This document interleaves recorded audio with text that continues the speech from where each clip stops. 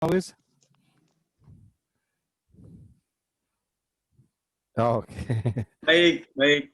Baik ya. Alhamdulillah. Lalu ada Mbak Abi, sudah ada kah Mbak Abi? Abigail sudah? Sudah Mas Rizal. Oh, Sudah sip, sip. menunggu. Sedang menunggu, sip. Lalu ada Mbak Ika di sini. Mbak Ika sudah? Ada. Oke, Mbak Ika, sip. Lalu ada Mbak Miranti. Hadir, Mas. Ya, Mbak Mira sebagai moderator, silakan saya kasih floor-nya buat teman-teman. Mbak Mira silakan pimpin. Saya nonton ya di belakang. Baik. Terima kasih Mas Risang. Selamat sore teman-teman semua. Senang bisa hadir lagi di forum yang ketiga ya hari ini. Seperti juga tadi Mas Risang sampaikan, kita punya 3 pembicara keren-keren nih, givers yang pengalamannya udah segudang gitu. Ada 3 pemateri, ada Bung Alwis, ada Mbak Ika, dan ada Mbak Ati. Mbak Abi ya, aku bisa agak aneh manggil Mbak Ati. Mbak Abi namanya. Iya, terus sebelum dimulai sedikit saya sampaikan tata cara aturan yang akan kita gunakan dalam forum kali ini. Jadi kita akan berikan kesempatan kepada 3 pemateri untuk menyampaikan paparannya. Setelah itu mungkin ada yang mau menanggapi satu sama lain sebentar. Selanjutnya kita buka acara tanya jawab atau tanggapan dari peserta lainnya. Kira-kira gitu, masing-masing pembicara nanti diberi waktu sekitar 10 menit. Moga-moga waktunya cukup untuk menyampaikan ide-idenya atau sharing informasinya. Kemudian juga kalau ada materi yang mau di-share, nanti dibantu sama hostnya ya untuk bisa masing-masing bisa share paparannya.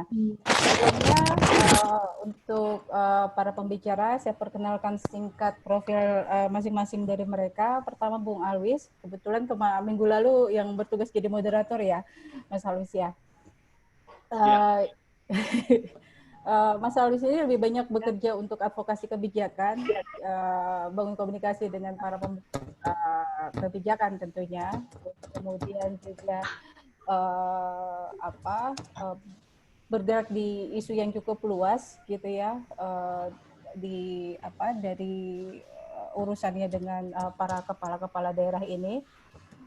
Kemudian juga misinya itu mau menularkan 7 jurus advokasi kebijakan. Ini yang ditunggu sebenarnya, Bung. Kemudian pemateri kedua kita ada Mbak Ika Francisca, akan bicara soal komunikasi ala-ala ibu rumah tangga. Mbak Ika ini ngaku dirinya sebagai ibu rumah tangga dan punya pengalaman hampir 20 tahun untuk kerja di lembaga internasional, terutama untuk berkaitan dengan air bersih. Jadi juga banyak mengamati perilaku masyarakat, terutama ibu-ibu mungkin ya Mbak Ika ya. Untuk kemudian juga praktisi komunikasi di tingkat masyarakat. Pembicara kita yang ketiga Mbak Abi. Mbak Abi ini menganggap dirinya sebagai pembelajar dan banyak melakukan riset, kemudian juga melihat perubahan sosial dan perilaku di masyarakat. Dengan Mbak Abi akan coba nanti sharing berbagi tentang gimana memetakan dan memahami dinamika jaringan komunikasi yang ada saat ini. Jadi materi ketiganya ini sangat terkait bagaimana komunikasi di tingkat pembuat kebijakan, komunikasi di tingkat komunitas, terus bagaimana melihat pemetaannya ini. Untuk mempersingkat waktu, udah pakai 9 menit, saya persilakan Bung Alwis untuk sharing pertama di sesi ini. Silakan Bung. Oke, terima kasih Ibu Moderator luar biasa. Oke, langsung saja sorry kawan-kawan, teman-teman, salam hormat.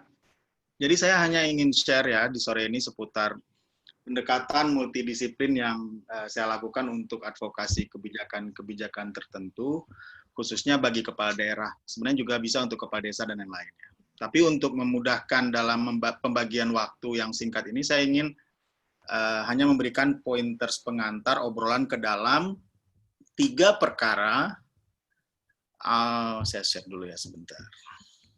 3 perkara, 5 fakta, 7 jurus, dan 1 contoh. Mana dia? Sorry. Ini. Sudah ya? Terlihat? Sudah terlihat. Oke.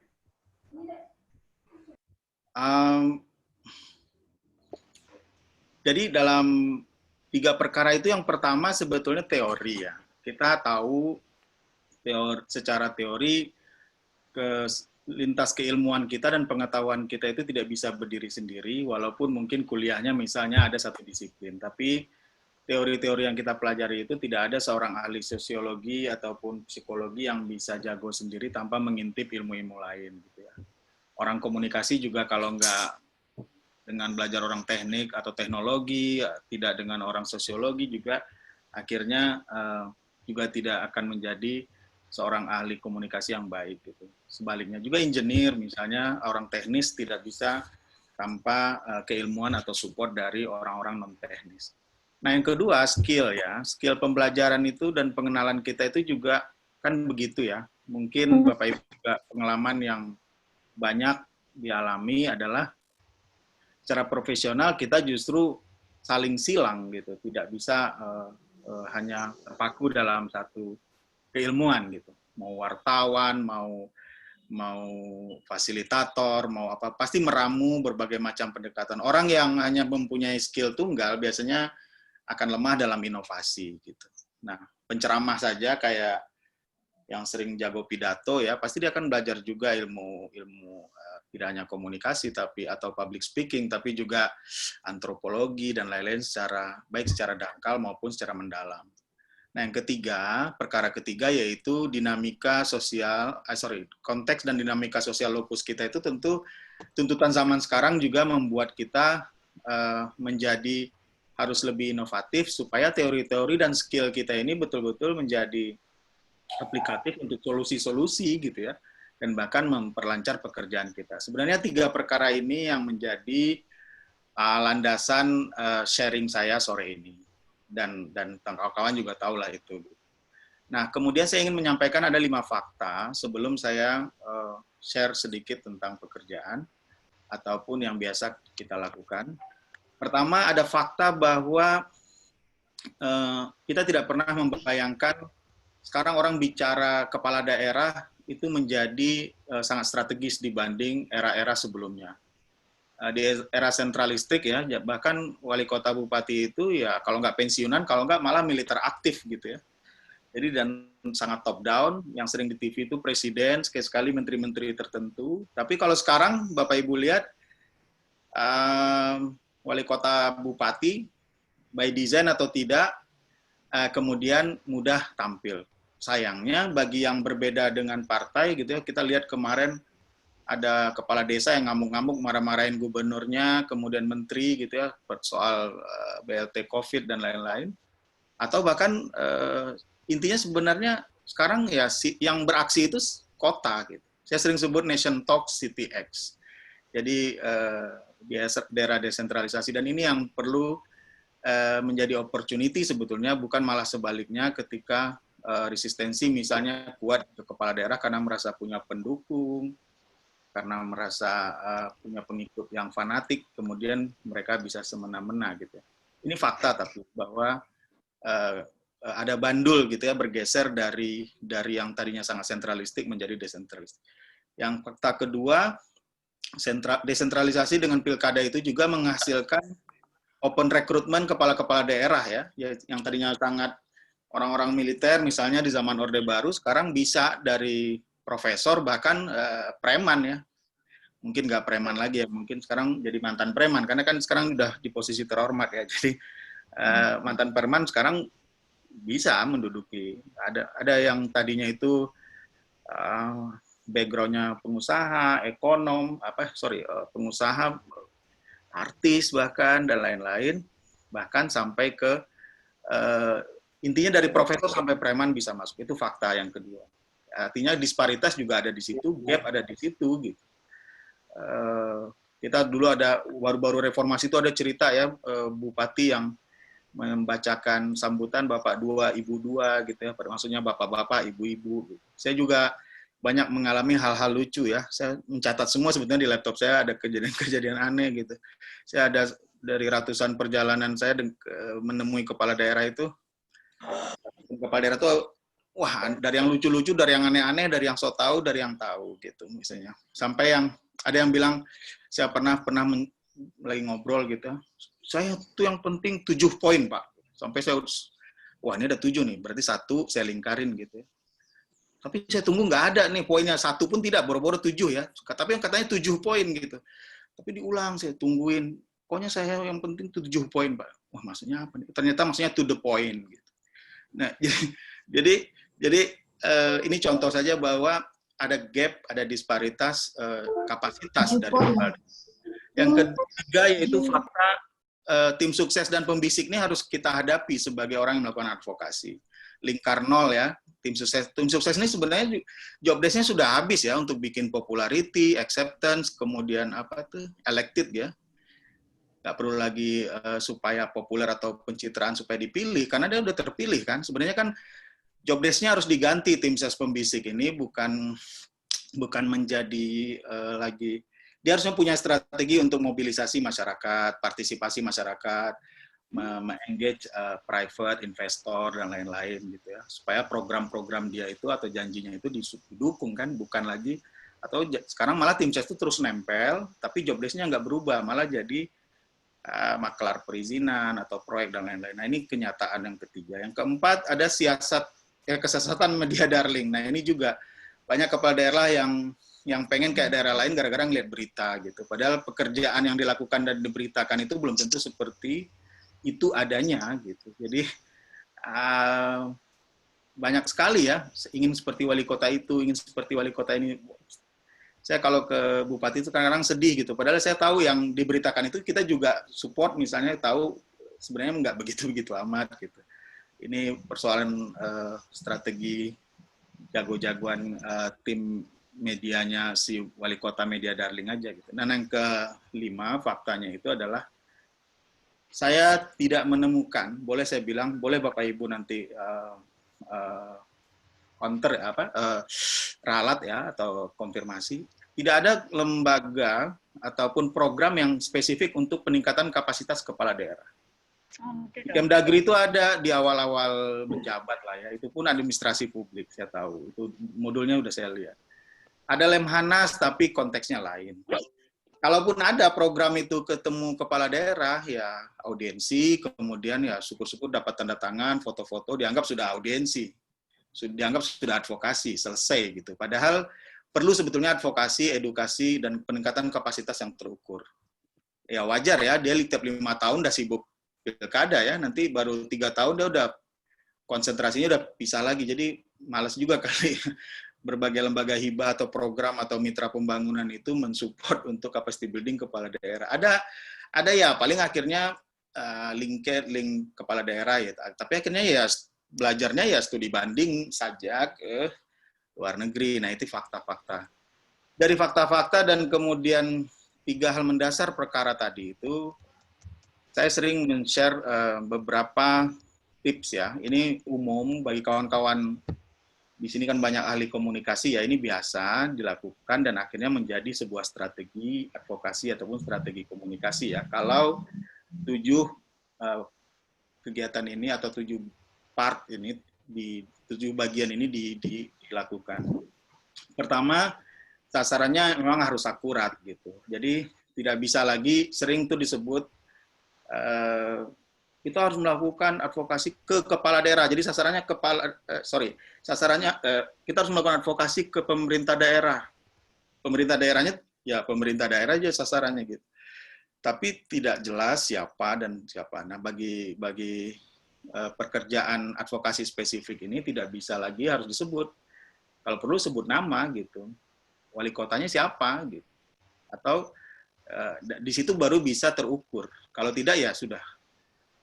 Ini bedanya sedikit dengan strategi advokasi untuk advokasi masyarakat maupun komunikasi publik ya. Jadi dia spesifik. Kemudian outputnya harus konkret, tidak bisa lagi meningkatkan kesadaran OPD terkait, ya, yang terkaitnya entah terkait-kait gimana atau mungkin siapa OPD-nya gitu. Jadi tidak peningkatan komitmen itu kan apa? Komitmennya apa? Anggarankah? Anggarannya berapa? Untuk kapan? Jadi konkret, harus jelas outputnya. Kemudian pesan kunci spesifik. Tidak bisa lagi pemerintah daerah harus memprioritaskan atau apa, kan sering terjadi sangat normatif gitu ya. Harus spesifik gitu. Jadi misalnya gini, pesan kuncinya dari sekian problem statement-nya kemudian keluar diperlukannya peraturan wali kota katakan itu atau peraturan bupati untuk penempatan tenaga di setiap RW siaga dalam penanganan COVID. Itu clear itu pesan kuncinya. Jadi tidak bisa lagi hanya sekedar wali kota mengeluarkan regulasi terkait COVID. Enggak ini dia. Kemudian medianya harus pas. Waktunya 3 menit lagi ya. Oke. Media harus pas. Ya, ini enggak perlu diperpanjang. Tapi yang ingin saya share adalah dari 2 sampai 7 itu sangat berat dititik beratkan kepada sasaran yang akurat.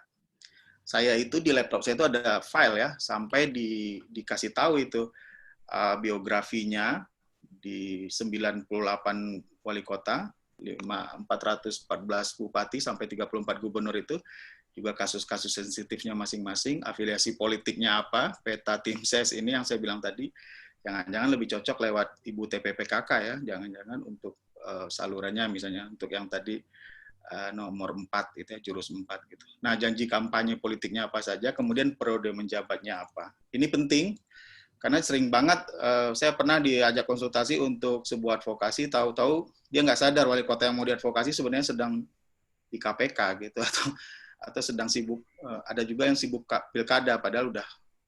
Jadi jangan sampai hal ini tidak ada.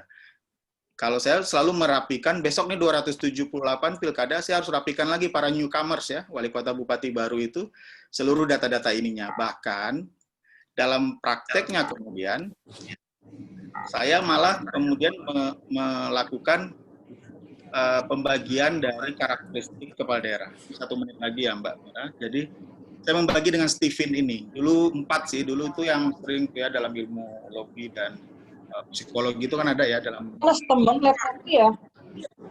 dalam sekolah kepribadian itu ada lagi kan yang sensing, melankolis, korelis. Kalau ini saya pakai Stephen, sensing, thinking, intuiting, feeling, dan instinct. Di sini saya teman-teman bisa baca sendiri bagaimana berkomunikasi dengan tipe-tipe wali kota ini. Kalau wali kotanya atau kepala daerahnya baper, ya kita harus menghadapi, kita jadi harus takarannya pas gitu. Bahkan fact sheet-nya itu bagi yang nggak, kalau dia memang saya lihat dia feeling, dia tidak orang yang suka bisa dan bahkan nggak bisa baca grafik, ya kita harus datang dengan hal-hal yang lebih ilustratif dan mungkin, jadi dicocokkan semua. Materinya, salurannya, bahkan kemudian cara bicara dan mendelivernya gitu. Jadi poinnya dari ini adalah sebenarnya bagaimana jurus-jurus ini lebih konkret, spesifik, sangat berpengaruh dan sangat cocok dan pas, tapi juga tepat dan terukur gitu. Jadi tapi semua dari 2 sampai 7 jurus itu, yang pertama yaitu sasaran jurus pertamanya harus benar dulu. Nah, maka oleh sebab itu perlu pemetaan yang seperti ini. Sangat akurat. Akhir ada 1 contoh, nah, tapi ini sekedar contoh saja. Saya tidak akan share tentang pembelajaran dari akopsi ini, tapi di sini dulu waktu Pak Jokowi atau Pak Jokowi masih di Solo, Pak Jarod masih di Blitar itu ya, mereka ikut mendeklarasikan bersama 10 wali kota lain. Sekarang Bupati juga ikut, ada 491 sekarang, tapi ya tantangannya nggak semua juga aktif, karena tiap 5 tahun itu pergantian sangat cepat, sementara advokasi juga harus dilakukan dengan baik. Nah ini sebetulnya intinya yang ingin saya sampaikan dalam 1 contoh ini adalah, ini sangat menggunakan 7 jurus tadi, plus jurus pertamanya sangat rigid, bahkan seluruh wali kota bupati se-Indonesia dan gubernur sebetulnya kita lakukan mapping gitu. Jadi harapan saya sih dari forum ini kawan-kawan makin banyak yang mau melakukan advokasi spesifik seperti ini kepada untuk mempengaruhi orang-orang berpengaruh. Karena apapun yang dikerjakan kawan-kawan yang baik di lapangan, baik itu secara kelembagaan maupun personal, itu kadang-kadang dilibas sendiri oleh kepala-kepala daerah yang tidak mengerti. Dan ketidakmengertian mereka itu dimaklumi karena kita tidak mengadvokasi. Jurusnya jurus mabok. Kalaupun tahu jurusnya ya tidak dilakukan dengan maksimal. Gitu. Jadi introspeksinya sebetulnya lebih ke upaya-upaya advokasi kita dibanding kesel, sebel gitu. Akhirnya marah, kemudian bahkan mencerca, menghina kepala daerahnya sendiri, atau kepala daerah orang lain malah gitu ya. Padahal si kepala daerah aja yang kebetulan tidak teredukasi dengan baik karena advokasinya tidak akurat. Mungkin itu ya share-nya. Mudah-mudahan apa yang kita lakukan bisa optimal, bisa bersinergi, dan advokasi masyarakat juga diimbangi dengan advokasi spesifik kepada kepala daerah. Terima kasih Mbak Mira, saya kembalikan. Mudah-mudahan nggak ada korupsi waktu saya. Terima kasih Bung Alwis. Iya menarik sih, apalagi mungkin ini beberapa daerah dari peserta yang di sini juga akan menghadapi pilkada ya dalam waktu dekat. Mungkin nanti bisa di forum tanya jawab ya untuk mau lebih jauh terkait sama ini. Oh ya, sebelum beralih ke pembicara berikutnya, kalau misalnya ada pertanyaan yang sudah muncul di kepala gitu, bisa ditulis di di grup chat supaya nanti nggak lupa dan nanti bisa kebaca. Berikutnya kita ke Mbak Ika. Nah, ini sekarang bicara soal strategi komunikasi di level yang berbeda nih, di level sebaliknya. Monggo Mbak Ika, 10 menit, silahkan. Baik, terima kasih banyak Mbak Mira. Selamat sore Bapak Ibu semua, teman-teman. Ini membuat saya deg-degan karena di sini pada banyak pakar ya. Mudah-mudahan apa yang saya sharingkan di sini itu tidak terlalu sederhana. Ini kalau share screen saya langsung ya, atau dibantu oleh kawan dari tim? Harusnya langsung bisa share konten langsung aja Mbak. Langsung Oh, share langsung konten. aja ya. Bosnya nggak di sini kok.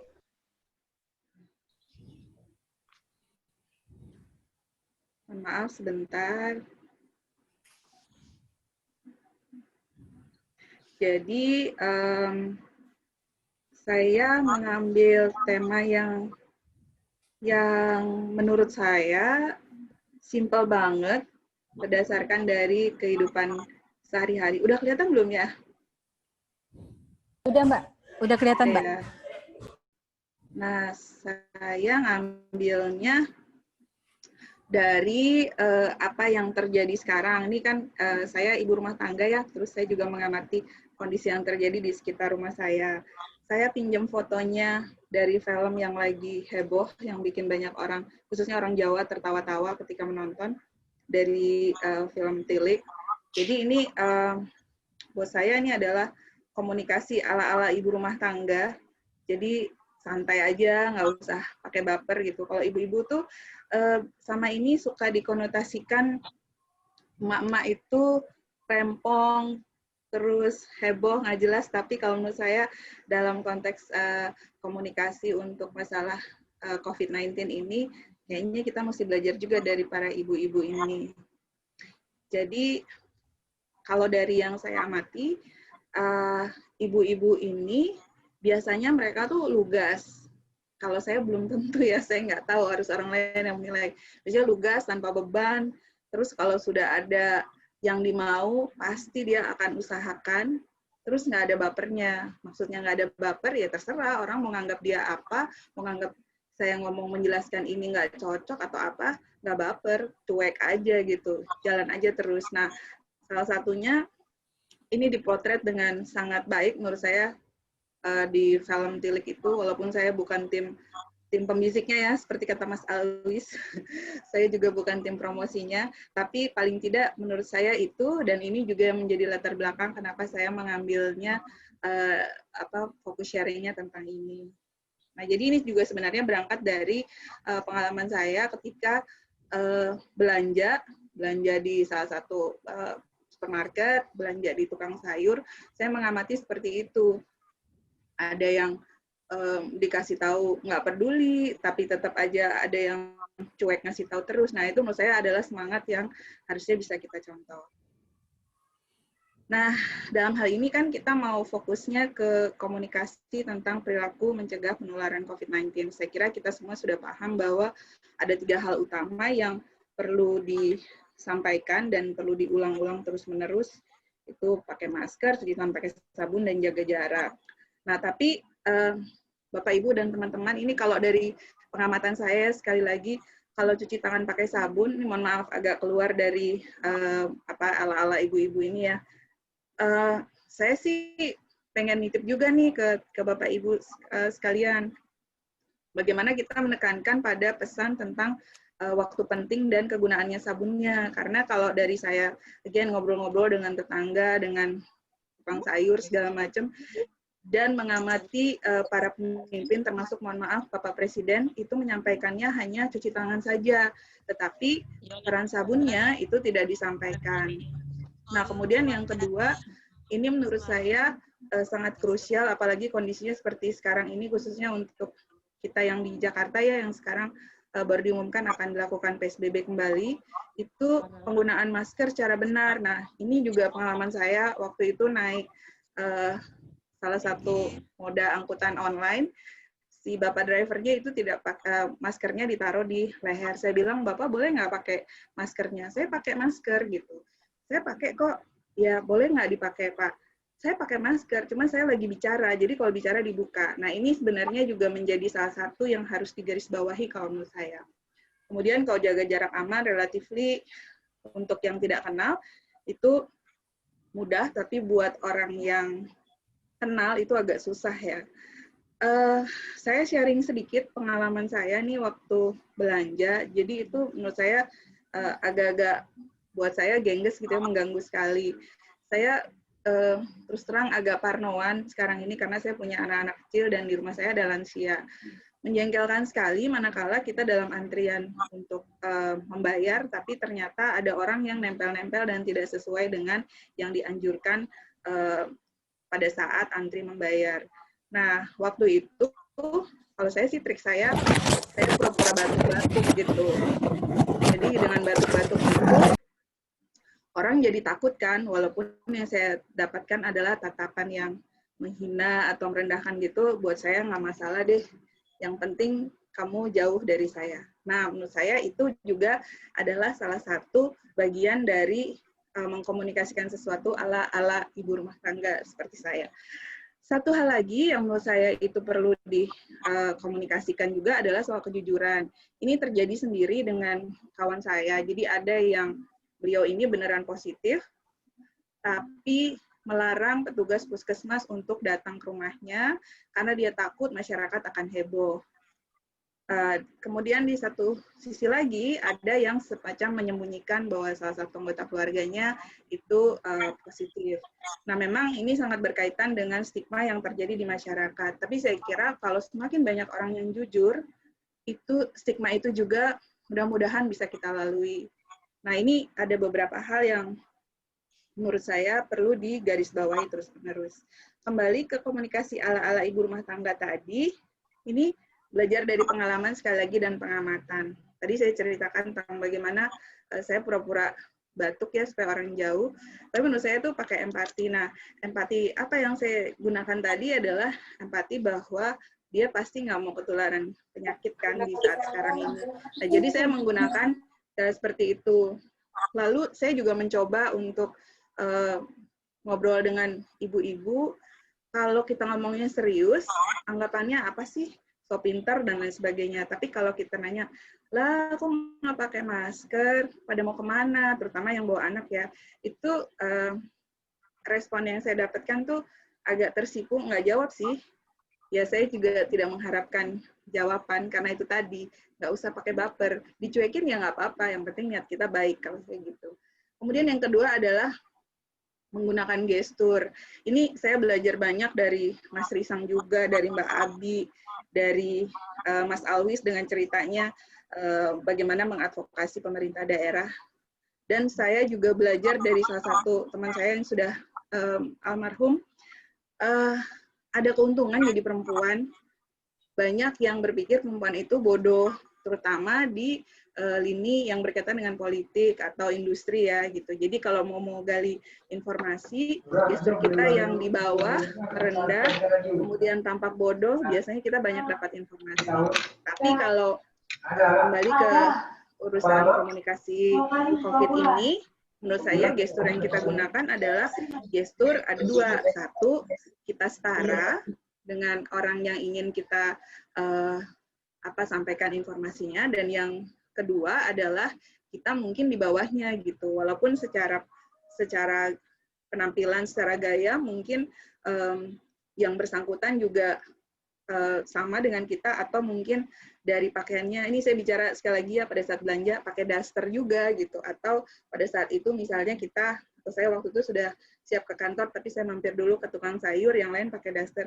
Mungkin nggak nyambung ya, tapi mudah-mudahan kawan-kawan paham maksud saya bahwa bagaimana kita memposisikan diri kita setara. Yang kedua, yang berikutnya adalah tidak memaksa atau menakuti. Saya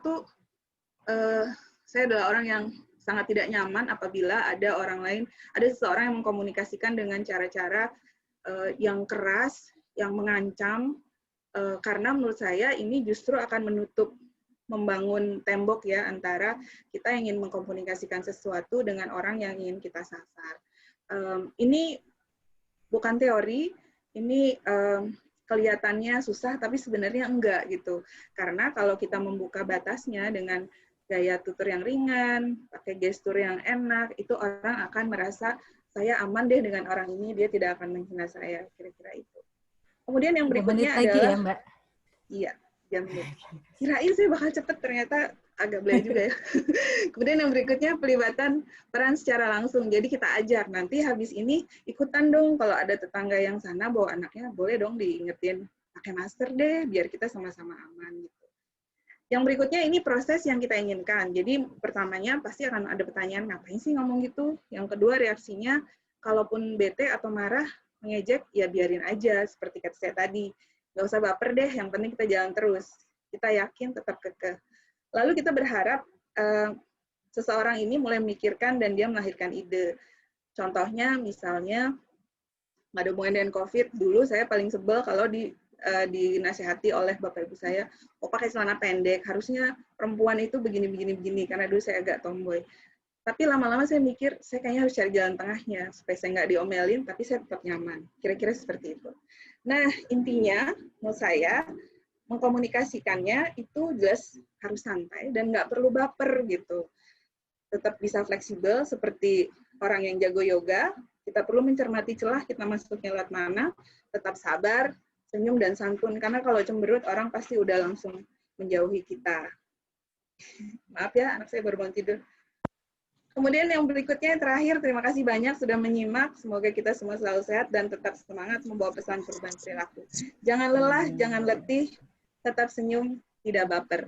Dari saya mungkin itu Mbak Mira, terima kasih banyak. Baik, makasih Mbak Ika.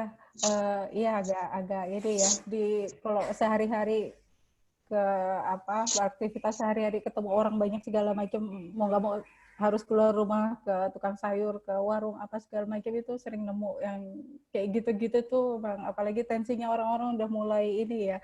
Mbak Abi nih sekarang berikutnya nih Mbak Abi nih, melihat gimana perilakunya di kita terkait sama hal ini. Monggo Mbak Abi. Mbak Abi masih di mute. Mbak Abi kedengeran nggak? Mbak, silakan Mbak. Hai, ya. Terima kasih sekali Mbak Mira. Terima kasih Mas Alwis dan Mbak Ika yang sudah membuka dengan cerita-cerita yang menyenangkan, menunjukkan semangat kita ya, mau advokasi, mau komunikasi antar ibu rumah tangga, atau misalnya ibu rumah tangga ke bapak rumah tangga, ke anak-anak, ke pembantu rumah tangga, ke siapa aja gitu. Tapi ala ibu rumah tangga.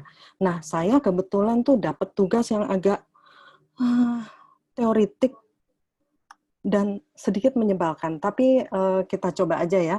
Saya akan berusaha untuk share tentang NetMap dengan cepat. Mudah-mudahan 10 menit bisa. Oke, jadi NetMap ini sebetulnya adalah instrumen yang sederhana untuk memetakan dan memahami dinamika jaringan kerja atau komunikasi.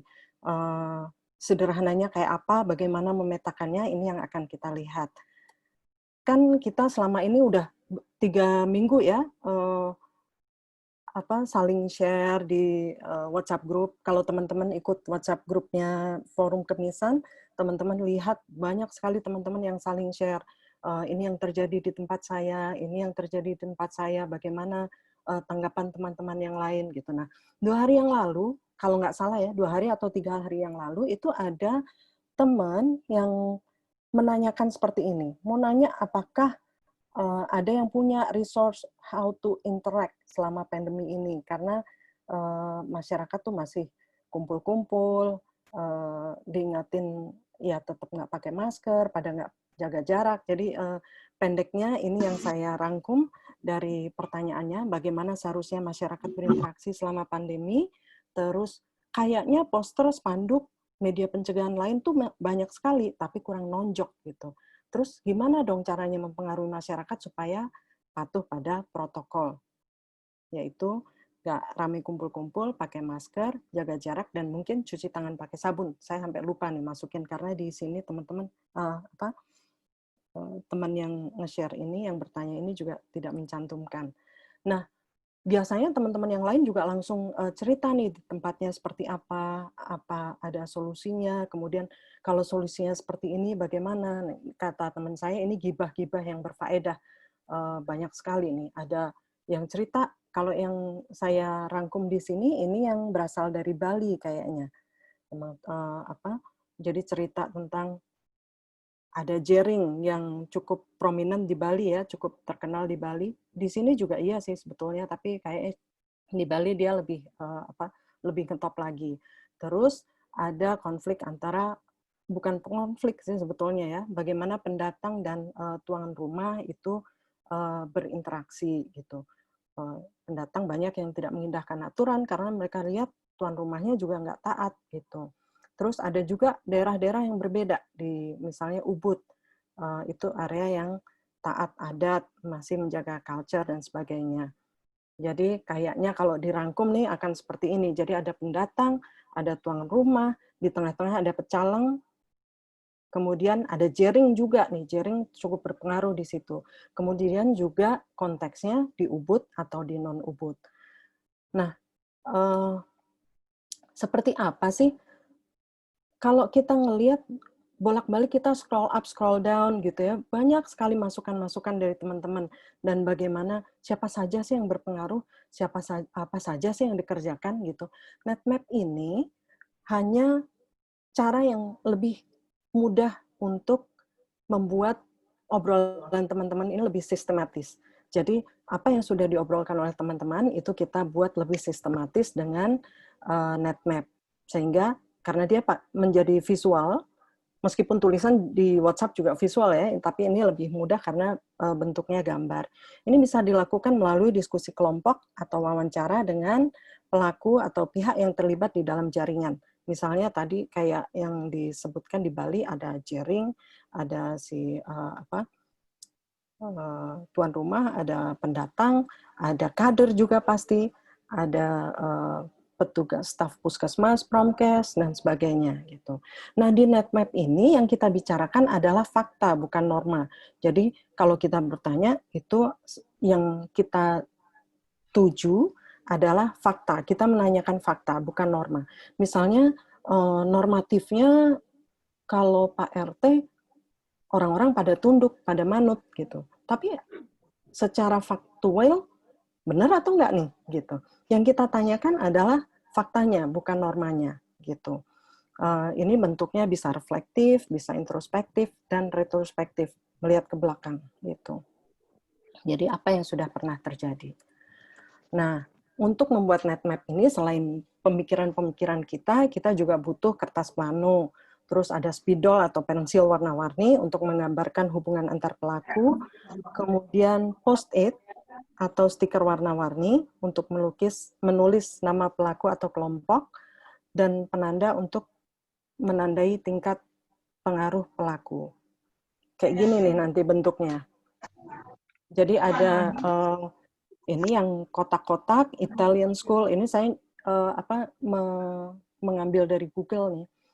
Italian School, kemudian ada apa nih yang pendek-pendek, ada EU yang dalam post-it itu adalah nama-nama pelakunya.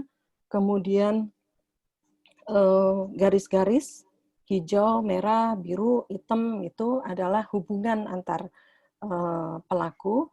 Dan kemudian yang di bawah ini ada keep the job, empowerment, entrepreneurial success. Itu adalah tujuan dari masing-masing pelaku. Nah, ini dia langkah-langkah NetMap. Ada 6. Yang pertama itu persiapan, kemudian yang kedua kita mengidentifikasi pihak atau pelaku yang berpengaruh, kemudian membaca hubungan antar pihak atau pelaku yang teridentifikasi, kemudian memperkirakan besar pengaruh pihak atau pelaku yang teridentifikasi, menentukan tujuan masing-masing pelaku, dan melakukan diskusi. Jadi ini nanti hasilnya akan menunjukkan siapa aja sih sebetulnya pelaku yang terlibat dalam dalam jaringan komunikasi ini, kemudian mereka punya tujuan apa, pengaruhnya bagaimana pada tujuan yang akan kita tuju. Nah, ini langkah-langkah NetMap nih. Yang pertama, persiapan. Untuk persiapan itu kita butuh untuk tahu target utama kita. Jadi siapa sih yang kita pengen ubah perilakunya misalnya. Kemudian kita harus menentukan pertanyaan yang harus kita jawab. Tujuan utama kita apa? Misalnya yang pertama, membuat warga mematuhi aturan atau protokol COVID gitu. Terus target utamanya siapa? Tadi ada misalnya pendatang atau tuan rumah atau masyarakat secara umum. Terserah kita mana yang akan kita tuju. Terus pertanyaan yang harus dijawab itu biasanya kita menanyakan siapa saja sih yang terlibat di situ dalam jaringan tersebut, kemudian bentuk hubungannya seperti apa, dan menentukan narasumber dan metode. Narasumbernya ini bisa kita sendiri kalau kita memang benar-benar tahu bagaimana jaringan komunikasi itu bekerja, atau orang lain misalnya ibu-ibu kader atau ibu-ibu rumah tangga di situ. Atau kalau misalnya temannya Mas Alwis tadi ya, siapa ya, konsultan politik mungkin, atau orang-orang di pemerintah daerah, gitu. Jadi orang yang benar-benar tahu atau paham bagaimana cara kerja jaringan komunikasi ini. Nah, kayak tadi nih misalnya, kita sudah mengenali kira-kira pelakunya siapa aja, pasti ada juga yang lain lagi. Nah, ini pertanyaannya. Tadi yang saya bilang, siapa yang berpengaruh dalam membentuk perilaku target utama dalam merespon COVID-19? Misalnya nih, seperti ini. Terus, apa saja yang mendorong keterlibatan masing-masing pihak yang berpengaruh itu? Tujuan atau motivasi mereka apa? Ini tidak hanya yang positif atau mendukung saja, tapi juga yang negatif atau yang merugikan kita, membuat orang jadi terpengaruh untuk tidak memakai masker misalnya, seperti Jerings tadi, kan dia posisinya negatif nih dalam hal ini. Kemudian siapa lagi yang berpotensi untuk mempengaruhi tercapainya tujuan untuk mengubah perilaku target utama, misalnya tadi ya sesuai protokol tadi gitu. Nah, langkah yang kedua itu mengidentifikasi pihak yang berpengaruh. Itu siapa aja yang terlibat, kemudian menuliskan nama-nama pihak yang telah teridentifikasi ke post-it tadi. Ini misalnya salah satunya yang teman-teman sudah bicarakan di WhatsApp group. Misalnya ada ini nih, yang pertama ternyata ada setiap sore keluar dengan mobil dan pengeras suara berkeliling mengajak masyarakat, saksikan mini soccer di lapangan. Ajak anak saudara Anda dan tetangga semua nyanti bla bla bla bla bla. Seolah bersaing dengan pegiat protokol. Jadi ini mungkin dia berpotensi untuk mempengaruhi dan posisinya negatif. Tapi ada juga yang positif, misalnya Satgas Jogotongo itu mengingatkan untuk mematuhi protokol. Joko Tonggo juga, kemudian juga ada yang Pak RT-nya orang nurut kalau dengan Pak RT misalnya. Jadi tokoh-tokoh ini yang kita petakan. Nah, ini sama kayak Mbak Ika nih. Mungkin ada Pak RT, ada Satgas Joko Tonggo yang secara otoritatif mereka punya peran di situ. Tapi ada juga tokoh-tokoh yang sebetulnya informal, tapi berpengaruh juga sepertinya. Misalnya ini Bu Tejo ya, kayak teman-teman kalau sudah nonton tele atau nonton tapi nonton dan paham gitu ya. Ada beberapa yang teman saya yang karena bahasa Jawa saya nggak ngerti gitu. Lucunya di mana? Mungkin aja gitu. Tapi ini Bu Tejo ini salah satu pemain atau aktris di situ yang sangat nyinyir dan cukup berpengaruh kayak tadi yang Mbak Ika bilang. Dengan metode Bu Tejo ini bisa jadi orang akan lebih gampang jatuh gitu. Nah, kemudian yang ketiga itu membaca hubungan antar pihak atau pelaku yang teridentifikasi. Hubungannya apa? Bisa jadi mereka dapat dana dari pelaku yang lain, atau bisa jadi mereka punya otoritas, atau bisa jadi mereka memberikan advice atau nasihat, seperti kalau misalnya orang tua ke anak atau tokoh-tokoh masyarakat atau Pak RT, selain punya hubungan secara yang otoritatif, dia juga secara kultural dia punya semacam orang yang dituakan gitu. Nah, siapa yang berhubungan dengan siapa, kemudian diberi garis atau arah sesuai dengan warna jenis hubungan. Nih kayak gini nih. Ini ada teman saya, Mas Ayo. Ini fotonya waktu kita ngerjain NetMap untuk STBM, sanitasi total berbasis masyarakat. Ini udah mungkin 10 tahun yang lalu ya, Bu Ika ya? Saya agak lupa nih. Mbak Abi 4 menit lagi ya, Mbak Abi. Oke. Ya. Nah, terus ada lagi menentukan besar atau tingkat pengaruh masing-masing pelaku. Jadi diperkirakan seberapa besar, kemudian ditandai dengan menara pengaruh. Kemudian juga menentukan tujuan atau pihak atau pelaku yang teridentifikasi. Jadi tujuannya apa sih kalau tadi misalnya orang jalan-jalan mengumumkan ikutilah mini soccer dan sebagainya, mungkin karena uang, karena dia butuh uang gitu. Atau mungkin ada yang lain lagi, misalnya seperti ini.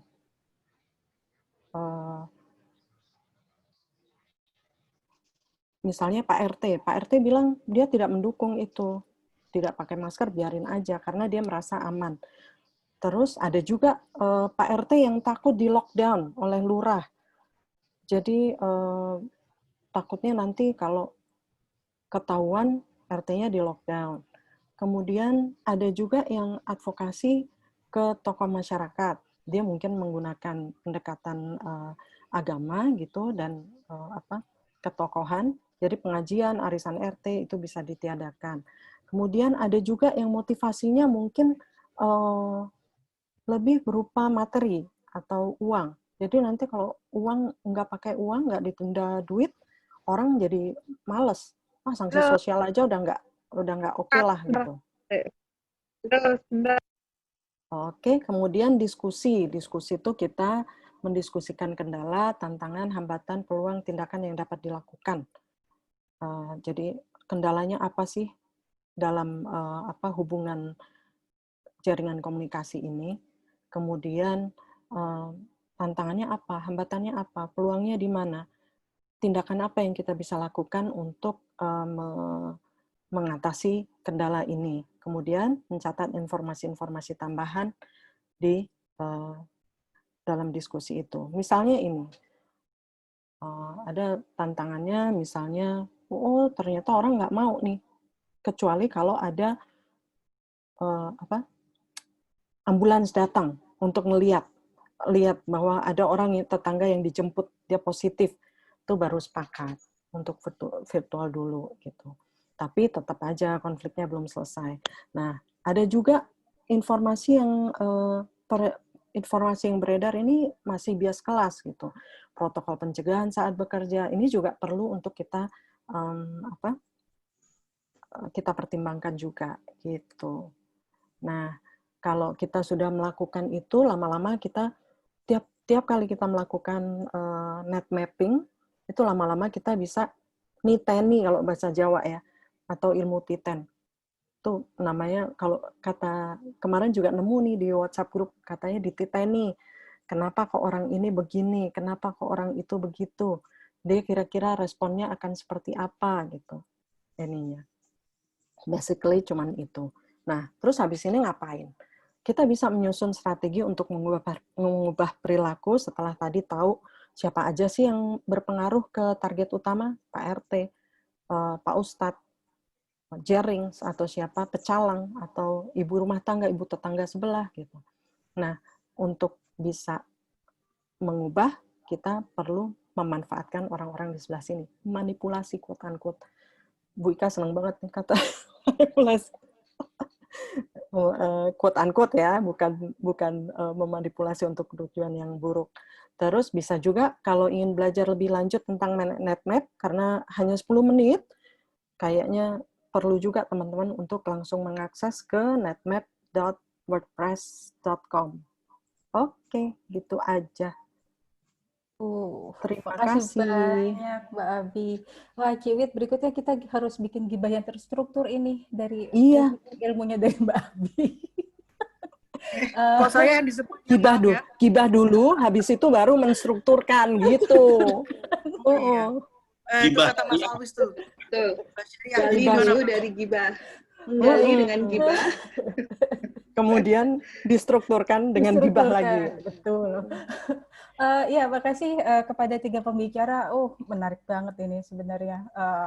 Kalau waktunya bisa lebih panjang belajar strateginya dari Mas Alwis, Mbak Ika, sama Mbak Abi ini. Paling enggak ya, kita punya sedikit gambaran lah ya, apa yang bisa kerja-kerja yang mungkin bisa kita mulai untuk yang lebih tertata gitu ya. Kalau bisa kita mau lihat mau bikin membangun strategi komunikasi yang lebih efektif gitu ya di lingkungan kita. Dan Mbak Ika berhasil merubah forum Kamisan ini jadi forum dasteran. Dan udah ada beberapa pertanyaan dari di chat ini terkait, kebanyakan sih ke Mas Alwis ya, terkait sama kepala daerah ya, soal Wanipiro, soal secara psikologis juga udah down duluan ketika mau ini gitu. Nanti setelah ini saya buka pertanyaan, mungkin Mbak Abi juga mungkin bisa sedikit kasih insight gitu dengan pertanyaan terkait sama kalau misalnya dengan kepala daerah tuh ada yang lebih khusus lagi nggak sih untuk lebih ininya gitu. Monggo Mas Alwis dulu, silakan. Oke, terima kasih Mbak Mira. Terima kasih juga Mbak Abigail, Mbak Ika. Saya belajar banyak. Saya pengen belajar NetMap lebih lanjut ntar Mbak ya. Jadi kalau menyingkat waktu nih, ada pertanyaan dari beberapa kawan-kawan yang saya catat di chat. Mas Risang juga nanya ini. Ada lingkar nol itu ya, mau tim ses, mau pembisik, bahkan mungkin siapapun yang bodyguard-nya itu suka tamengnya itu ya, palang pintunya itu nanya Wanipiro. Ini apa saya nggak salah paham? Jangan-jangan dia nanya Wanipiro tuh ke Pak Risang atau ke teman-teman yang nanya Mbak siapa tadi itu. Itu maksudnya kalau Anda mau berkonsultasi Anda dibayar berapa? Kan bisa juga Wanipiro. Jadi jangan salah paham, jangan-jangan salah paham nih, dikira minta duit padahal mau ngasih duit, jangan-jangan gitu.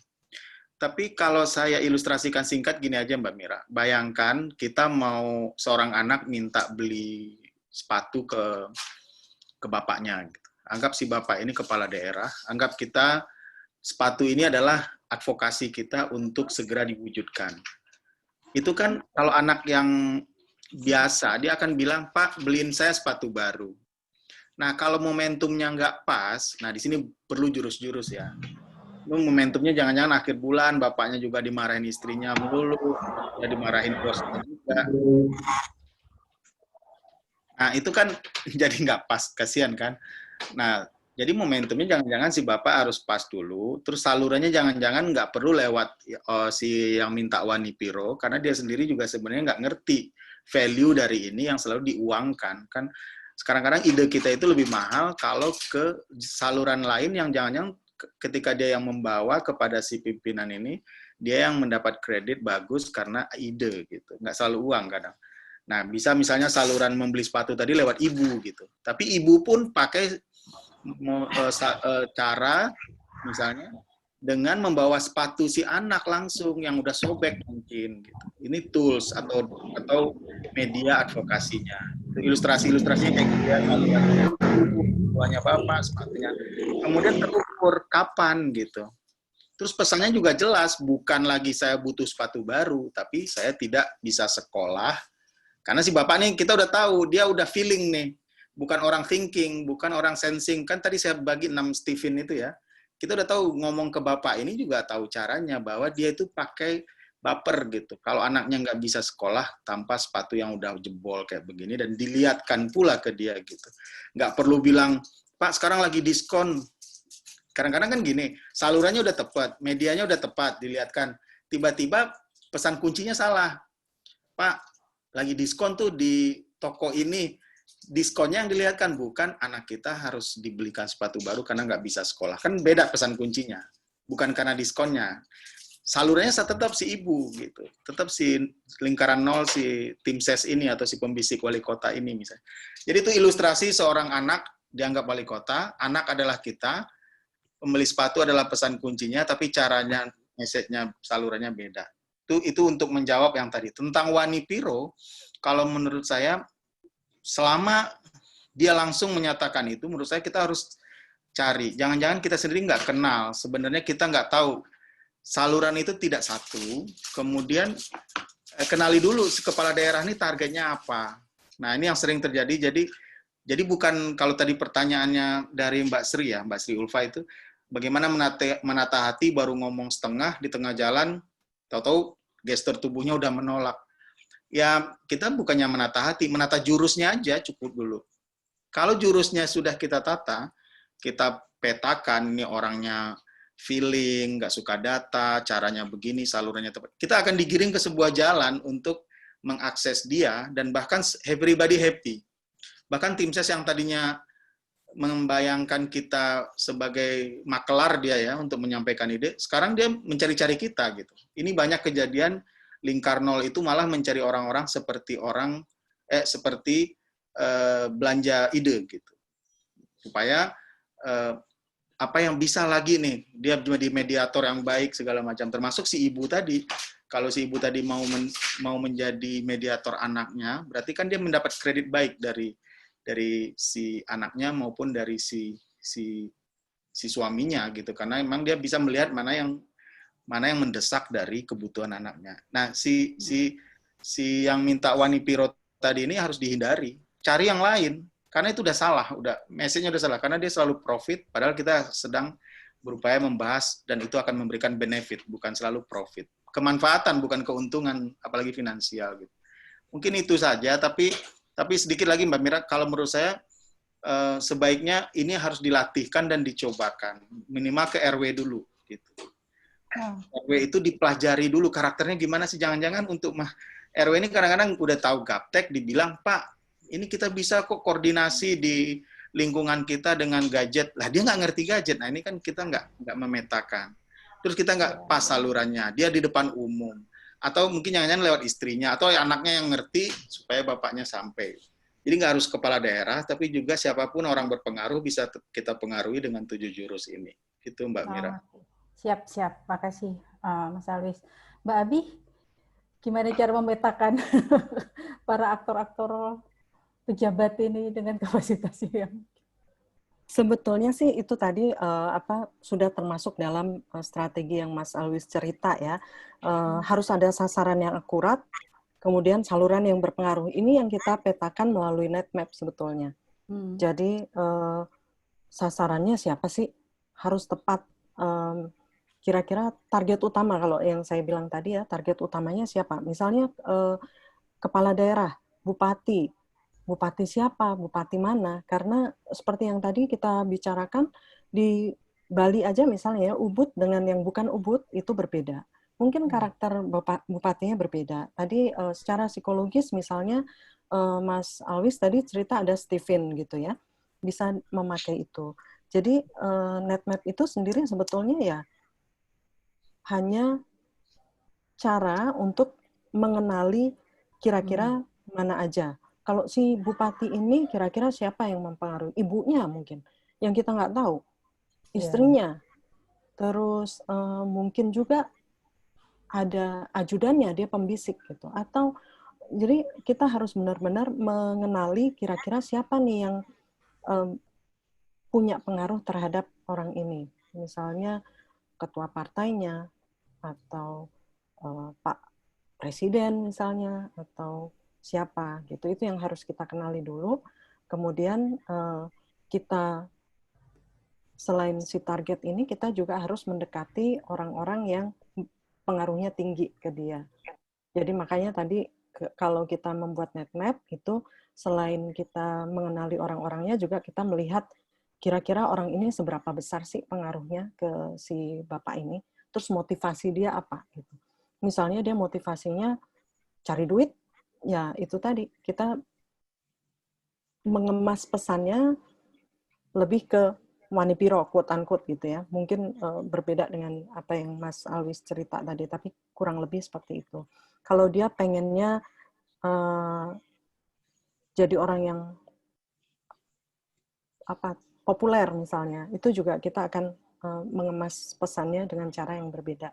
Jadi motivasi dan tujuan mereka itu juga perlu dikenali juga, dan NetMap bisa membantu untuk itu.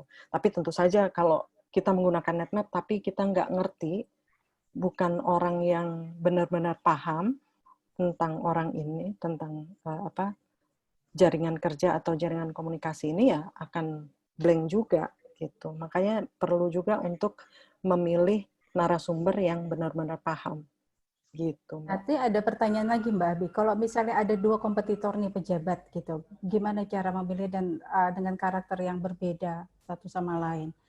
Apakah satu persatu dilihatnya atau gimana? Maksudnya gimana? Dua pejabat? Ya misalnya kita mau berada nih, misalnya ada dua kompetitor. Ini ada pertanyaan tadi soalnya dari siapa ya di chat grup itu, dari Mas Maulana. Itu kalau misalnya itu ada dua tokoh gitu ya, dan mereka cukup berpengaruh tapi dengan karakter yang berbeda, bagaimana memetakan untuk itunya tuh kayak gimana?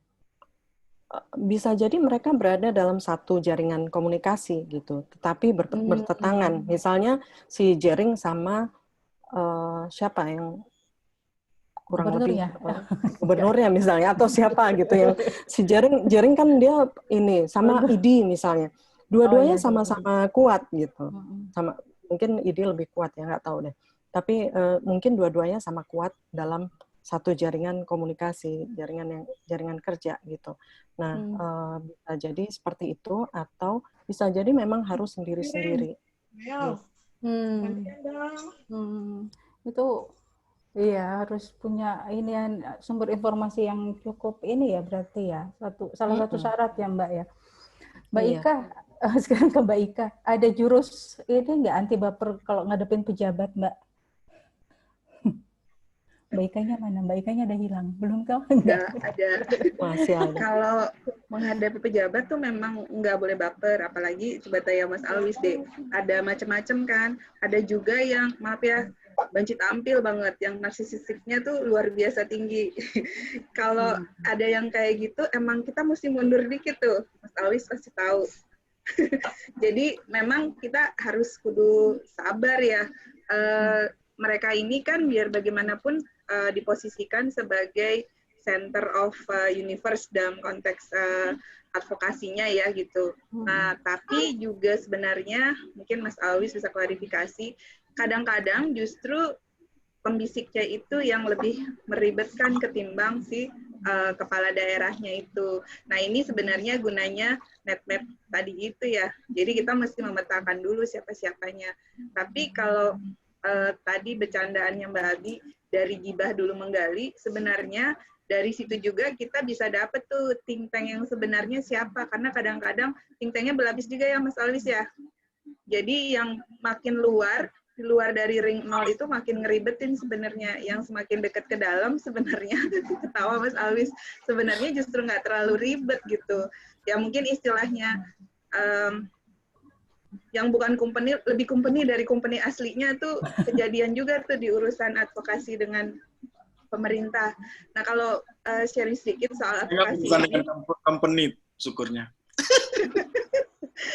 kalau sharing sedikit yang terkait dengan apa namanya, maaf bentar, heboh, yang terkait dengan advokasi ini, kalau pengalaman saya sih, saya memotret dulu sukanya apa sih si pejabatnya ini gitu, value-nya dia tuh apa. Nah kalau trennya yang sekarang nih, karena saya kerjanya banyak dengan masyarakat ya, masyarakat itu senang kalau pemerintahnya datang kan, gedenya datang gitu ke lokasinya.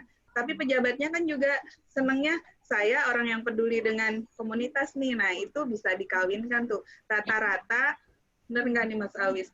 Rata-rata pejabat sekarang pengen punya image dia orang yang peduli kepada mereka yang termarginal. Itu sih kira-kira kalau pengalaman saya. Oh, Mas benar nggak Alwis. Mas Alwis? Kalau ada wali kota yang sangat banci tampil ya, pengen banget selalu dieksploitasi aja. Kalau ada sebenarnya kalau kepemimpinan daerah, kalau ada pejabat yang berkonflik juga eksploitasi saja. Cuman pertama makanya saya bilang nggak selalu kita udah ketemu saluran itunya pas. Misalnya kayak tadi ya, seorang anak udah pas dong lewat ibunya untuk membeli sepatu. Tapi ibunya yang salah dalam menyampaikan. Bisa aja kan, Pak ini bagus programnya Pak. Kita nanti dibantu Pak. Ini sih yang ngomong si Lingkar Nol nih, tim ses nih. Itu kan udah salah. Padahal kita tuh datang bukan mau memberikan profit, itu yang saya bilang tadi. Kita sedang memberikan sebuah ide, sebuah konsep, sebuah apa. Nah, terkait yang tadi Mbak Ika bilang itu betul sekali. Kalau sudah ada Wanipiro, itu pasti lingkar tertentu yang luar. Karena kalau lingkarnya benar, atau istilah Bu Abigail itu, Bu Abi tadi kan net-nya itu udah benar, pasti nggak ketemu orang yang Wanipiro. Wanipiro itu maklar, clear gitu. Harus dicari lagi. Masa istri nanya Wanipiro, kalau untuk sebuah ide bagus, misalnya. Makanya ini buka dikit yang Mbak Ika, saya sebut kasusnya aja. Tapi gini, Mbak Ika ini pernah mengadvokasi seorang kepala daerah ya.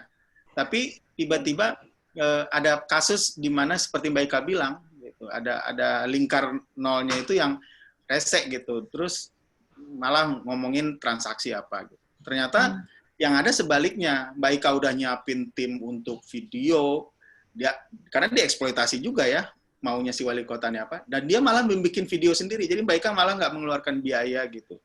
Narasinya semua dari Mbak Ika, kemudian kita bisa cut boleh, bebas sama dia, nih udah tim gue udah ngambilin nih, itu pun buru-buru, karena gue waktu nggak ada lagi.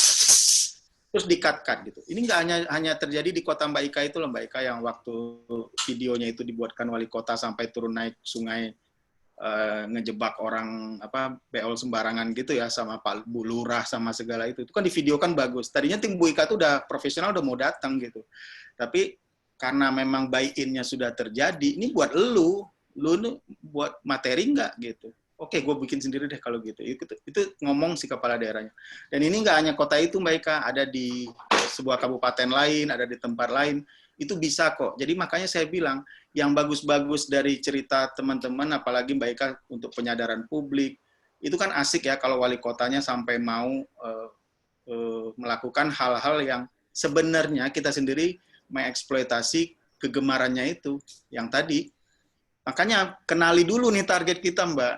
Takutnya kita nggak kenal, terus kita bilang, ditolak, apa? Ya wajar ditolak lah, karena kita nggak tahu ternyata yang menolak itu bukan dia, tapi anak buahnya yang minta uang misalnya atau apa. Tapi kalau kita udah tahu dia, kenal salurannya, pesan kuncinya juga tepat, tidak lagi bias ya tadi seperti Ibu tadi atau orang yang bilang ini bawa proyek nih, enggak gitu.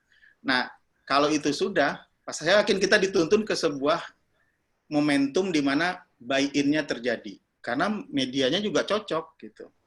Jadi saya pikir memang harus dicoba dengan banyak hal, tapi jangan dipotong-potong. Kalau menurut saya nih, mohon maaf, 7 jurus itu jangan dilihat sepotong-sepotong pemetaannya. Jadi jelas dulu targetnya, Mbak. Kalau kita ngeliat orang berkonflik 2 pejabat, ya apa yang bisa diambil? Kalau nggak ada, ya tinggalkan. Ngapain juga? Toh tujuan kita apa dulu? Kan harus jelas tujuannya, Mbak. Advokasinya buat apa? Jangan-jangan ke konflik antara sekda dengan kepala bapeda misalnya, itu nggak penting. Yang penting ternyata harus langsung si kepala daerahnya meminta semua dinas terkait untuk melakukan apa yang baik-baik dilakukan oleh lembaga kita misalnya, oleh tim kita atau oleh emak-emak gitu misalnya. Harus dieksploitasi ke semua RW yang kegiatan emak-emak ini. Itu lewat semua, itu dinas kesehatan, sekda, bapeda. Ketika wali kotanya pengen replikasi ini ke RW siaga, apa yang bagus di RW emak-emak ini, the power of emak-emak ini menjadi sebuah gerakan. Itu ada di daerah-daerah di kabupaten.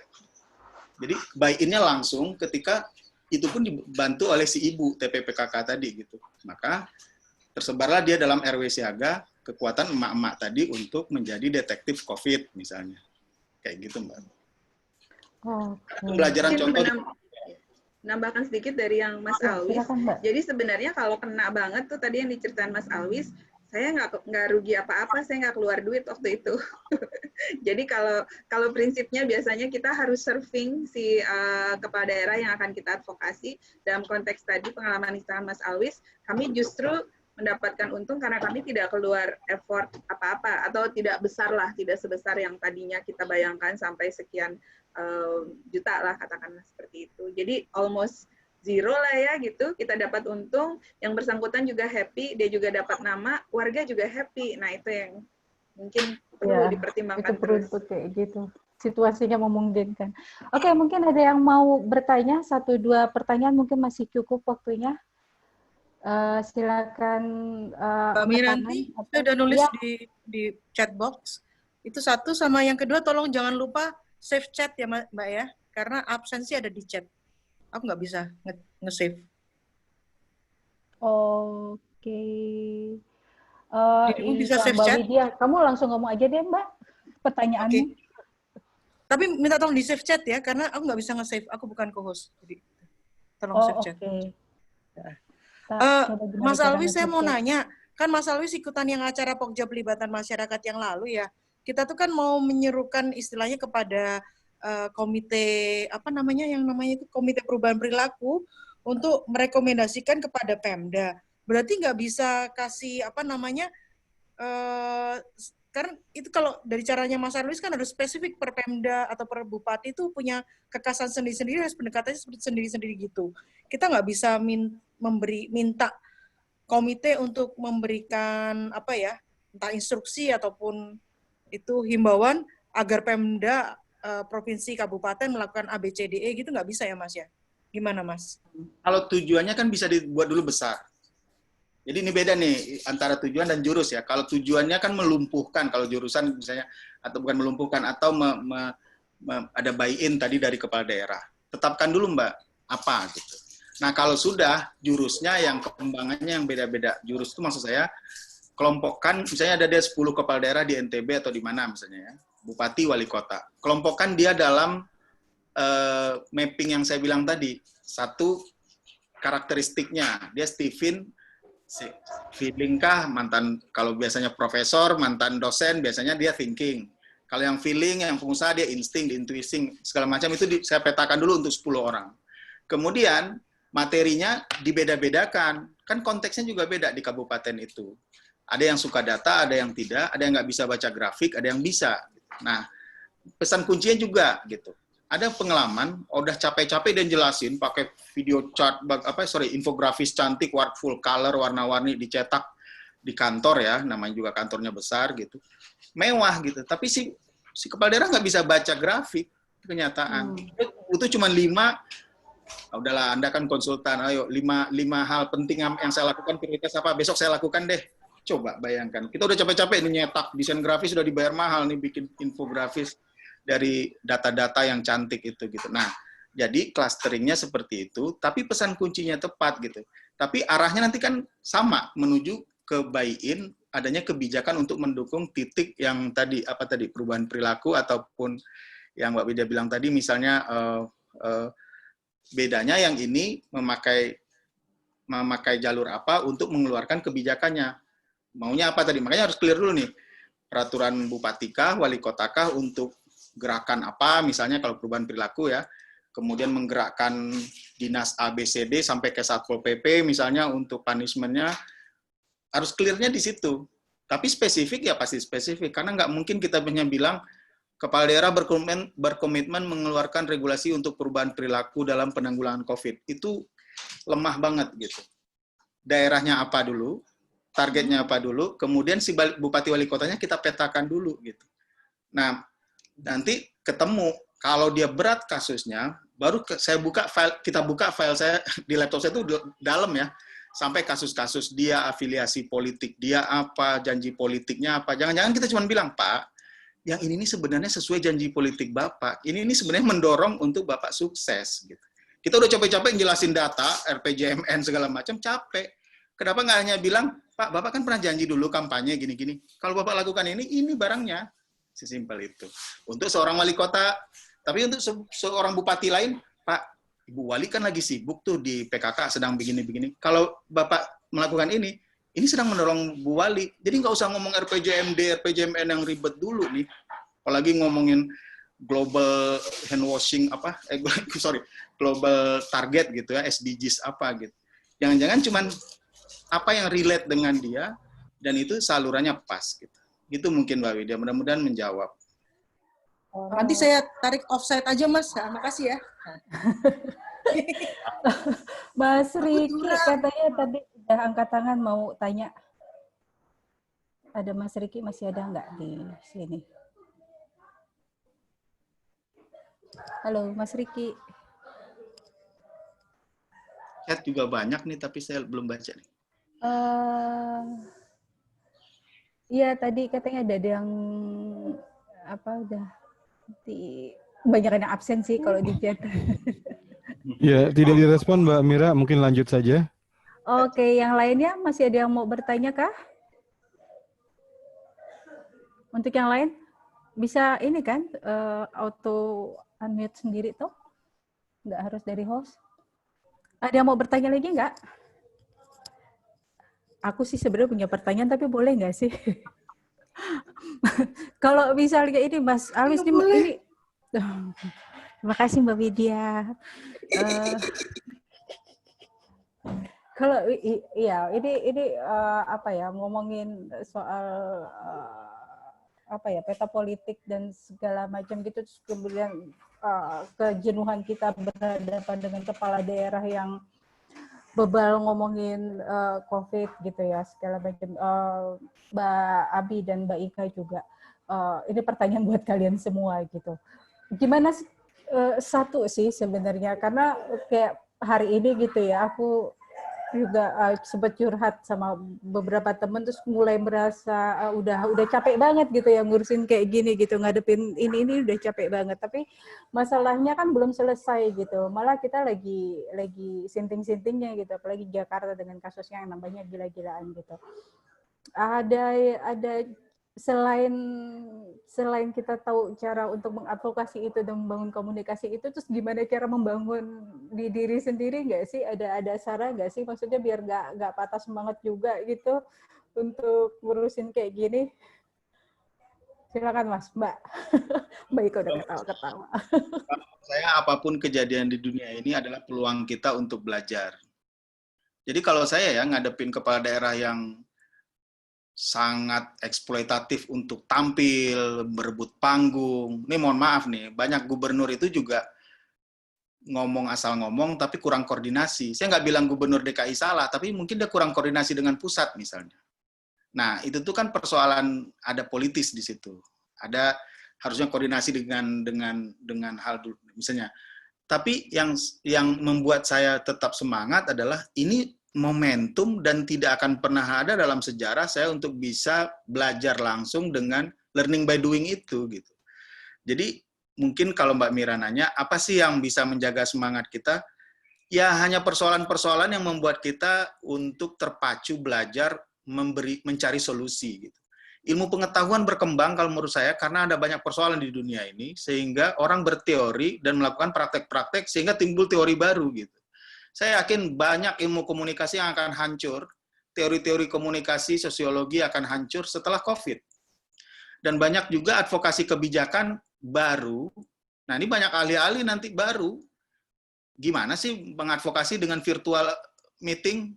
Gimana? Buy-in-nya gimana? Tadi banyak orang yang saya mohon maaf nih hari ini maraton webinar mulu ya, nauzubillah. Itu bilang ngaku kita harus datang karena ini ada komitmen dengan daerah. Loh, tantangannya di situ justru gimana komitmen itu, komitmen tentang kesehatan, tapi mau melabrak protokol kesehatan itu kan, nah ini challenge buat kita. Disitulah semangat ada terus gara-gara ini laboratorium hidup semua buat fasilitator, buat komunikator siapapun yang sedang berbuat gitu. Jadi nggak akan mati semangat kita ketika kita melihat ini ajang belajar gitu, Mbak. Kalau menurut saya ya, besok-besok akan banyak teori baru dan akan banyak ahli-ahli baru ataupun semua karena semua orang tidak punya pengalaman dan teori-teori kemarin itu udah usang, jangan-jangan ekonomi sekalipun, ilmu kesehatan aja bolak-balik mulu, WHO ganta-ganti mulu. Dan semua, bahkan Kemkes juga, Kementerian Kesehatan kadang-kadang lemah dalam protokol kesehatan. Jadi semua harus di-challenge nih gitu. Nah, semangat akan hidup kalau challenge itu kita jawab. Oke, Mbak Abi atau Mbak Ika? Kalau aku sama Mas Alwis tadi juga barusan ngobrol sama Mbak Ika, bilang udahlah ini semangat belajar aja gitu. Whatever gitu ya untuk segala macam hal gitu. Kalau misalnya kita gagal di sini ya sudah, ini adalah pembelajaran buat kita gitu. Kita lihat aja balik gitu. Kita lihat balik, kita refleksi kira-kira salahnya di mana, apa yang bisa kita perbaiki. Terus ngobrol juga dengan teman, mungkin mereka punya ide-ide baru. Dan nggak harus teman juga sih, kadang-kadang sama orang di jalan juga kalau pas lagi suntuk gitu kan suka ini ya terus ngarang gitu, maksudnya semua orang diajak ngobrol gitu, kadang-kadang suka gitu ya dan nggak boleh baper sih, lebih kayak yang tadi Mbak Ika bilang, jangan baper lah gitu, meskipun ya lebih sering bapernya sih saya. Nah, kalau nanya bagaimana caranya supaya nggak baper, nanyanya Mbak Ika tuh.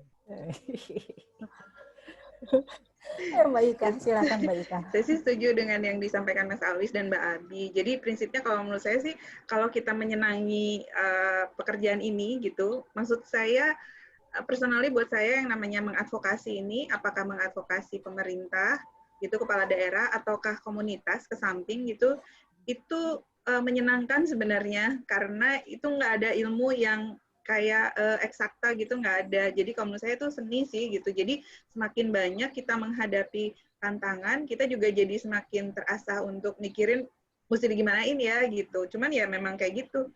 Kalau saya sih mungkin juga jadi nambahin ya Mbak Abi, Mas Alwis, baper dan bebal gitu. Tapi bebal bukan bebal maksudnya maunya A terus gitu, nggak. Tapi menurut saya kita memang mesti harus teramat sangat fleksibel ya dan sabar gitu, dan menariknya kayaknya ini nggak bisa, jadi kita tetap harus seperti ini dan nggak ngamuk-ngamuk. Kalau ngamuk-ngamuk ya sudah, berarti yakinlah sebulan aja bakal caw tuh bakal berhenti. Kalau dari saya itu sih, ini mengasihkan seperti main catur sebenarnya. Iya sih, berharap sih, maksudnya tools yang di-share sama Mbak Abi tadi juga jadi modal baru gitu buat kita, karena bisa jadi ya ini ada peluang baru ya menjelang pilkada juga ya buat teman-teman yang bekerja di daerah gitu ya, untuk cari ruang baru untuk mengadvokasi upaya ini lebih baik. Masih ada pertanyaan kah? Masih ada waktu 2 menit. Udah nggak juga kali ya. Boleh nggak? Boleh, silakan Mas Alwis. Kalau yang buat di daerah, kalau menurut saya justru ini momentum buat kawan-kawan ketika semua orang blank. Tim SIS itu semua blank. Caranya, kontennya, isunya, how to-nya. Kalau kita bisa masuk dengan sebuah konsep, kalau kita bisa datang dengan ide-ide baru gitu. Ratusan bahkan ribuan mungkin sekarang orang yang mencari penghidupan dalam pilkada, itu setengah populasi kita akan pilkada serentak gitu ya. itu sedang mencari cara, satu, mencari isunya, dan ketiga, mencari apa yang bisa atau siapa orang yang bisa ditanya. Jangan-jangan Anda bisa menjadi narasumber terkait, jadi yang nggak usah muluk-muluk deh, nggak usah jembatan atau infrastruktur. Orang yang bisa berkampanye untuk perubahan perilaku yang baik di daerah, maka dia mungkin jangan-jangan akan dipilih misalnya gitu. Itu siapa yang dicari? Kan Bapak Ibu pasti gitu. Itu usul saya ya. Kita harus menggunakan momentum ini justru buat kita, jangan-jangan karena kita punya knowledge untuk itu, punya skill. Karena knowledge power gitu, bukan uang lagi di pilkada ini. Iya, iya, udah berubah ya, agak sedikit berubah ya peta ininya ya. Baik teman-teman sekalian, saya rasa juga waktunya udah ini Mas Risa mungkin kita sudahi diskusinya. Nanti masih bisa dilanjut di minggu-minggu berikutnya dengan topik-topik lain lebih menarik. Ibu Bapak sekalian, Mas Alwis, Mbak Ika, Mbak Abi, terima kasih banyak untuk sharingnya, untuk teman-teman juga yang terlibat aktif di forum ini. Mohon maaf jika ada salah-salah kata atau ngomongnya terlalu cepat. Saya kembalikan ke Mas Risang. Mas Risang, ini ada yang nanya, nanti materi-materi ini bisa di-emailkan ke yang yang ngisi email di chat. Betul. Nanti materi Mbak Wid akan mengatur, semua akan mendapatkannya. Mbak Mira, terima kasih ya telah memoderasi acara ini. Terima kasih banyak Mbak Abi, Mbak Ika, Bung Alwis sudah sharing. Tepuk tangan dulu dong teman-teman buat givers kita sore ini. Teman-teman sekalian, untuk kemisan berikutnya ya sudah ada 1-2 nama yang akan menjadi giver. Buat teman-teman yang ingin berkontribusi silahkan. Ada tema-tema yang kemarin kita sempat diskusikan di grup seperti education entertainment ya, sebagai salah satu cara untuk intervensi perubahan pelaku. Ya ini model-model yang juga supaya kalau ketemu orang yang baper tetap bisa masuk, karena kita datangnya dengan cara menghibur ya. Tapi kita nggak apa-apa lah, kalau teman-teman punya ada yang lain silakan kita gabung-gabung. Sementara ini forum kemisan itu forum kita semua, sharing pengalaman, teknik, metode yang kita punya, yang diharapkan ikut membantu intervensi perubahan pelaku cegah COVID-19. Kawan-kawan terima kasih banyak ya. Sampai ketemu hari Kamis minggu depan. Assalamualaikum, selamat sore, salam sejahtera. Bye-bye. Terima kasih semuanya. Assalamualaikum warahmatullahi wabarakatuh. Terima kasih banyak. Mas Risang udah berhasil ya Mas ya? Sip. Udah, save chatnya dapat semua Mas. Tadi Yeah. pas restart nggak kepotong.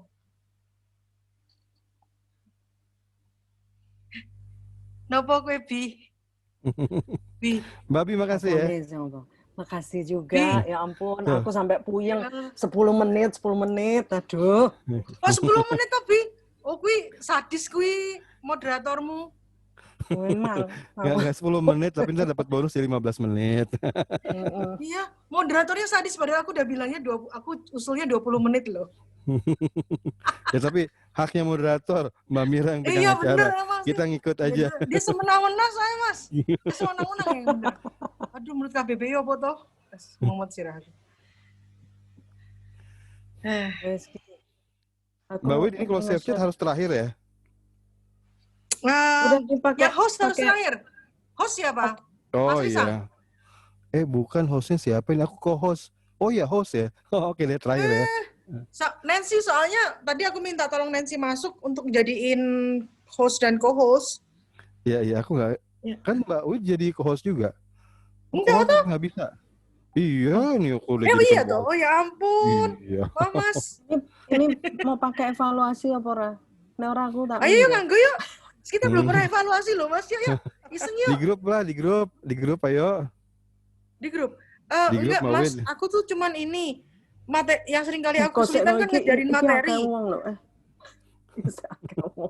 Masih rame. Bi, materimu dong Bi kasihin ke aku. Siapa tahu mereka tergerak membantu. Enggak, aku udah dapat 2 relawati. Iya Mbak Bi, materi kita kumpulkan yang Mbak Abi kalau nggak salah belum, Ya. Mas Alwis udah, yang Bentar, aku Mbak Ika kirim udah. kemana nih? Kirim Risang ke... aja deh atau ke diriku aja deh, diriku. Ah, Mas Risang suka lupa ngasih Ya, soalnya. Sip. Oke dah. Halo Aku Mbak. tuh yang kemarin lupa sebenarnya yang ngasih siapa ya, Pak Nur apa Pak siapa ya yang ngasih yang sesi pertama itu. Si Dan Mas itu mau ini Dani. Dani Mas Dani udah, atau Pak Nur ya? Mas Ntar ku Foni cek dulu udah. deh. Karena kayaknya itunya belum apa kan ketutup sama WA guys gitu banyak itu loh Mas. Iya sih. Jadi aku Tata harus kirim ulang lah. Thanks.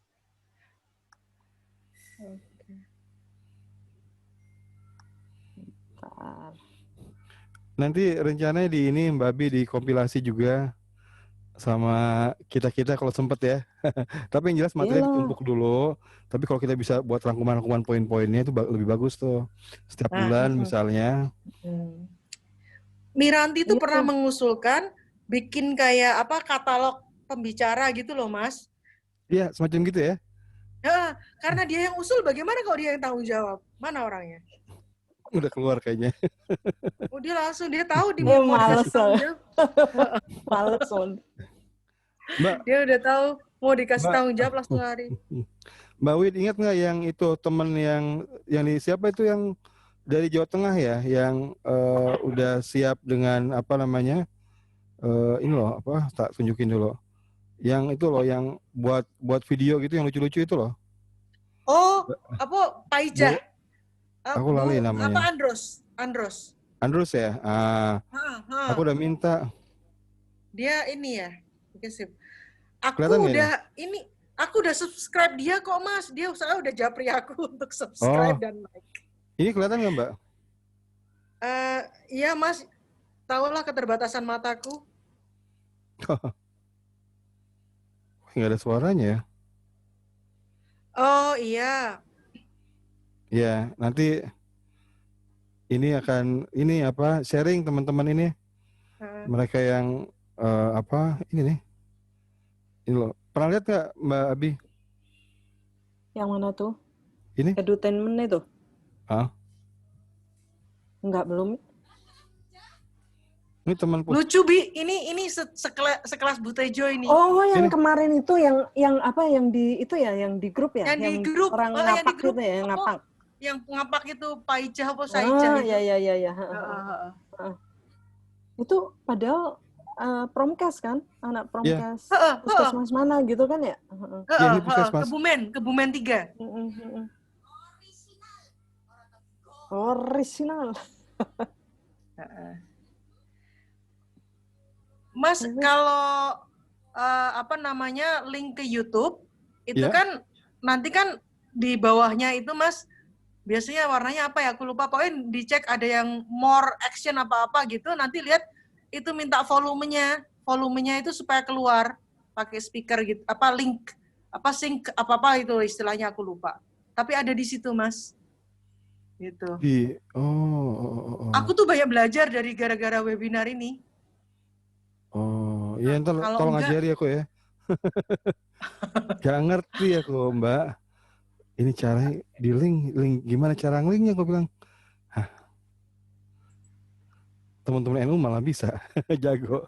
Oh iya, NU Muhammadiyah tuh mereka punya ini sendiri Mas.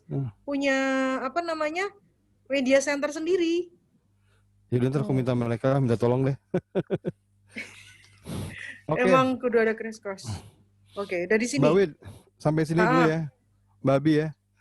Oke. Aku tak. Oh, kita nggak jadi evaluasi nih. Mau sekali di grup aja Mbak Wid. Apa lagi cuma berdua, bertiga. Iya. Tinggal. Di grup aja di grup. Oke, sip. Abi udah kirim. Thank you ya. Makasih ya. Dadah. Makasih semua. Makasih.